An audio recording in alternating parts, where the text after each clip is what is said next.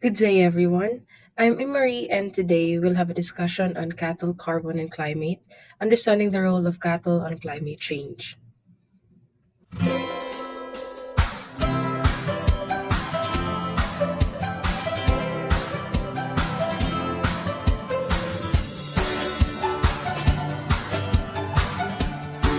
Over the years, the effect of climate change have become apparent. Particularly, global warming has brought effects that we can almost no longer avoid or manage.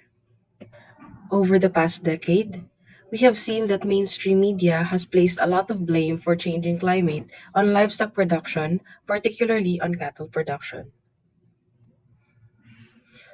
So, what does cattle do? Milk, beef, cheese, and yogurt, all of these are valuable products that come from cattle. Cattle produce milk and meat that's important for human consumption as it provides nutrients that plant based products cannot provide, such as protein, calcium, magnesium, vitamins, and essential fatty acids. The importance of cattle is undeniable. But still, how does it contribute to the global warming that we experience today? Let's understand this. Among the livestock animals that are produced globally, cattle, categorized as dairy and beef, can produce volumes of milk and meat every day but just by eating grass. So cattle eat grass and digest cellulose, and through enteric fermentation, digest carbon present in the cellulose and use that carbon while upcycling cellulose for its growth, milk production, and other metabolic processes. Cellulose happens to be the most abundant organic compound in the world, present in all grasses, shrubs, crops, and even trees. Particularly high in grasses and shrubs, but these are not edible for human consumption. So who can digest grasses full of cellulose? We all know it's cattle. Cattle digest cellulose, and as a byproduct, it belch out methane, thereby returning carbon sequestered by plants into the atmosphere. So how does belching of methane happen? Methane belching, or technically termed as enteric fermentation, is a digestive process of animals that releases methane or CH4 gas, which is a potent greenhouse gas, as a byproduct. Enteric fermentation starts when cattle consume the feed. When the feed is digested, it goes into the rumen where fermentation occurs. During the fermentation by anaerobic microbes, it produces the byproducts such as fatty acids and carbon dioxide as well as hydrogen gas. So these gases, the CO2 and H2, are then converted by microbes in the rumen called methanogen to become methane or CH4 gas. So when gases accumulate, particularly the CH4 gas, the animal then burps it out of its system to avoid gas buildup and prevent acidosis.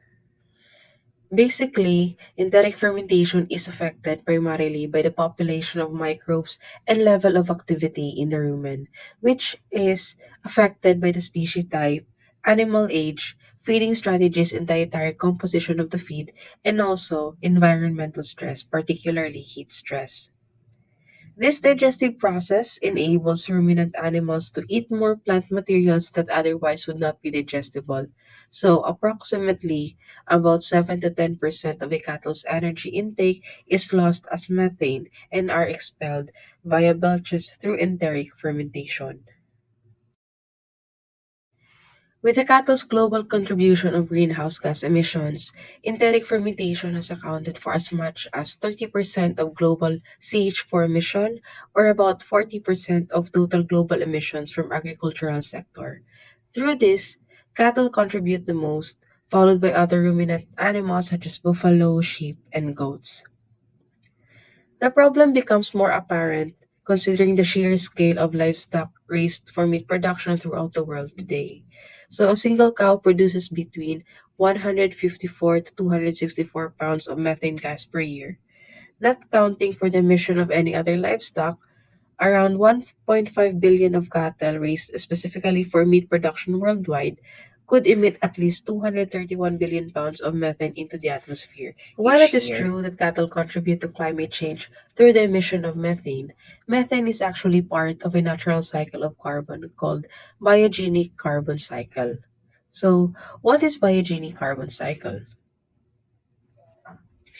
Biogenic carbon cycle centers on the ability of plants to absorb and sequester carbon. They have a unique ability to remove CO2 from the atmosphere and deposit carbon into the leaves, roots, and stem, while oxygen is released back into the atmosphere. So this is what we know as photosynthesis, and it is central to the biogenic carbon cycle. Through photosynthesis, carbon from the atmosphere is converted into cellulose, which then becomes carbohydrates and the main building block of growing plants.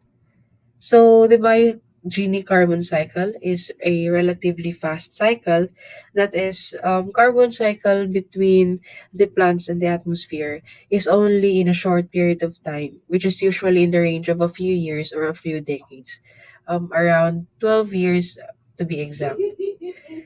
In cattle production, carbon exchange is about 10 to 12 years only.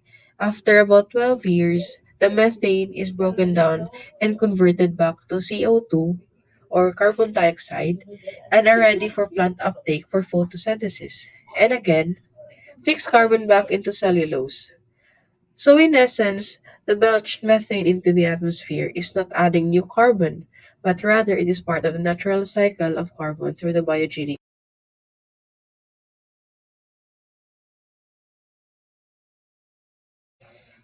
So by comparison, the carbon exchange between atmosphere and the geological reserves from the deep soils, the oceans, and the rocks is on a span of millennia or 1,000 years or more. So that is around 10 times more than the belch methane to be redeposited back into plant matter.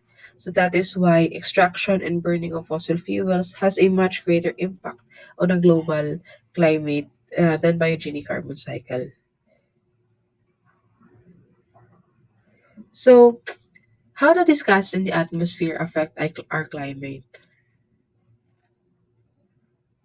In the increasing discussions, so how do these gases in the atmosphere affect our climate?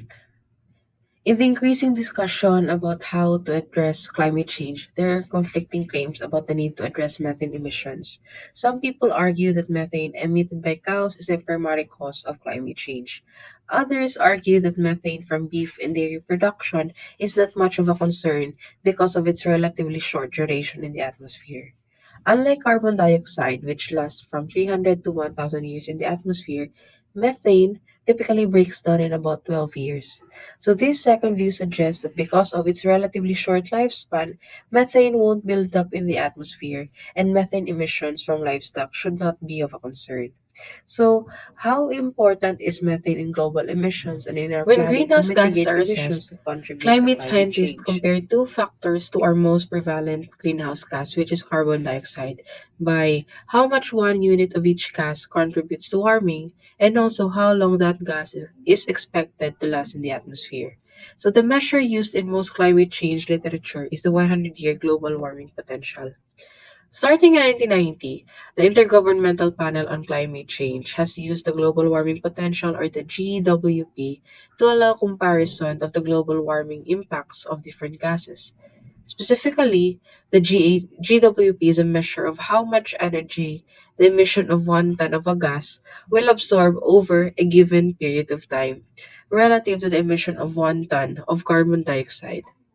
The larger the GWP, the more that is a given gas warms the Earth compared to CO2 over that period of time. So the time period usually used for GWPs is 100 years. Gases with a higher GWP means they absorb more energy per ton emitted than gas with a lower GWP, and thus they contribute more to warming the Earth. GWPs provide a compound unit of measure which allows analysts to add up emission estimates of different gases. And it also allows policymakers to compare emissions reduction opportunities across sectors and gases. So here we have carbon dioxide or CO2 gas. By definition, it has a GWP of 1 regardless of the time period used because it is the gas being used as reference. So, carbon dioxide remains in the climate system for a very long time, and the CO2 emissions cause increases in atmospheric concentrations of CO2 that will last thousands of years. Then we have methane. Methane or CH4 gas is estimated to have a GWP of about 28 for over 100 years. Methane gas emitted today lasts about a decade on average, which is much less time than CO2. But methane also absorbs more energy than CO2, so the net effect of a shorter time frame and a higher energy absorption is reflected on the GWP. The CH4 GWP also accounts for some indirect effects, such as the fact that CH4 is a precursor to ozone, and ozone itself is a greenhouse gas. And then lastly, we have the nitrous oxide or the NO2 gas. It has a GWP that is 265 times that of a carbon dioxide for a 100-year timescale. And the NO2 or the nitrous oxide also emitted today remains in the atmosphere for more than 100 years on average. With these gases' effects on our environment, how can we reduce methane emissions? The increase of methane emissions of greenhouse gases, as we all know, is very critical, and the strategies to mitigate such environmental problem is crucial. Besides emitting greenhouse gases, another common criticism of beef production is that cows take up nearly half of the land in the United States, for example.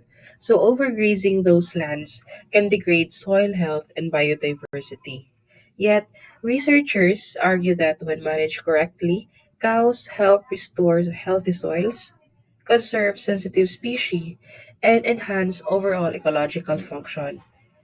So basically, proper cattle grazing management can even help mitigate climate change. Not only that, maintaining healthy root systems isn't just good for the plants. When sustainable grazing practices won't eliminate methane produced by the cows, they can offset it. So according to the project drawdown, the solution could sequester at least 16 gigatons of carbon by 2050. So allowing a diversity of native grasses to grow keeps cattle healthy. It allows water to infiltrate the soil, and also it develops healthy root systems. So the longer and denser the roots, the more carbon that can store in the soil. Another recent initiative to mitigate climate change is that a number of companies and startups are now investing in plant-based products that mimic meat's flavors and texture, while others also focus on lab-grown alternatives, both of which would lessen the need for animal farms and their associated emissions if more widely adopted. And the last initiative is that there is a current investigation whether similar results can be produced from aquaculture products, particularly seaweed consumption. So recent studies have shown promising results where cattle fed with 0.2 to 1% of seaweed in their daily dietary intake could reduce as much as 67 to 98% of methane emissions. Commercial production of seaweed as feed additive may not be available currently, but this innovation could one day provide local and global benefits by offering a reproducible emission reduction technology at an affordable price.